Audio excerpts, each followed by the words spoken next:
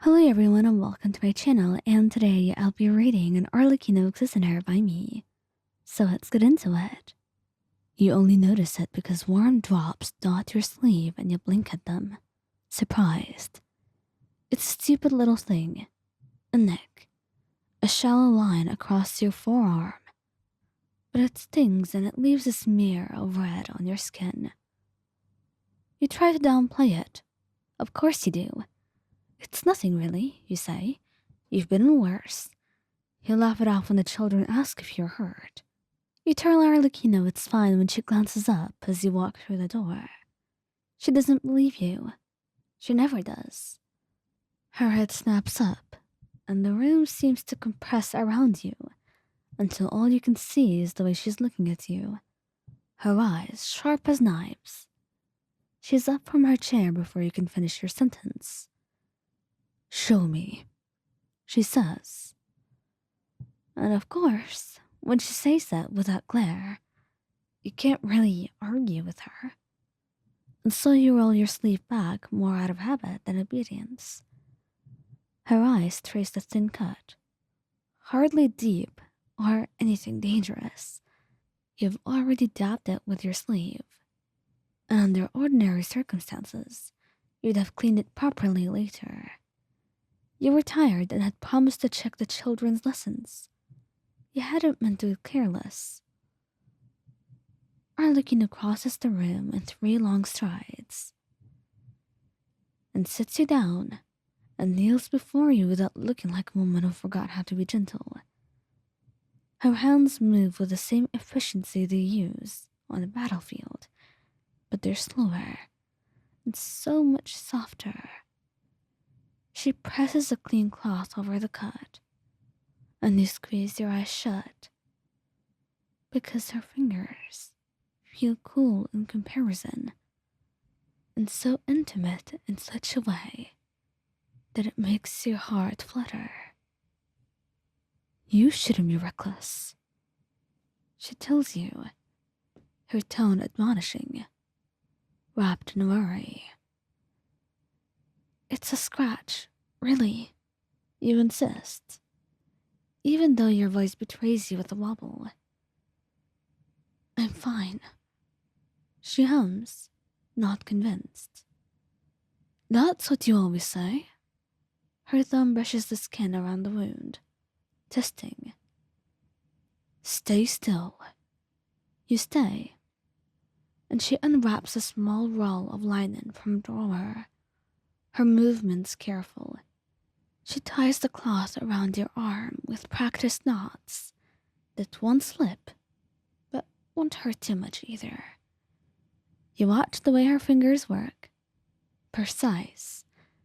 Sure, the kind of movement that comes from doing something 1,000 times. And it's gentle. You can imagine her doing this to one of the children after a mission. All the while, she looks at you often, watching you, and you can see the way her face softens when she thinks you aren't looking. You catch that look now, the one she never lets show in public, and you feel warm in your heart. "You could have told me," she says at last. More a statement than a chide. "You would have fussed. Just like you are, right now." You counter, smiling a little bit. "I would have. And I would have been right." There is a laugh in her voice, small and private. She leans forward so her forehead almost touches yours. "You know I can't help it." "No, you're utterly helpless, aren't you?" You whisper. She doesn't smother you with worry or dramatize the moment. This is gentler, steadier, quieter. Something that only the two of you could witness. She wipes at the edge of the bandage, making sure it's clean. tugging a stray hair away from your face. And when she finally sets back, the small crease at the corner of her mouth is the only indication of relief.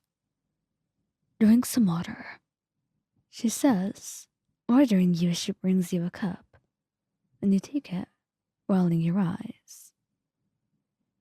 And so, she joins you, sitting down next to you on the couch. You were out today.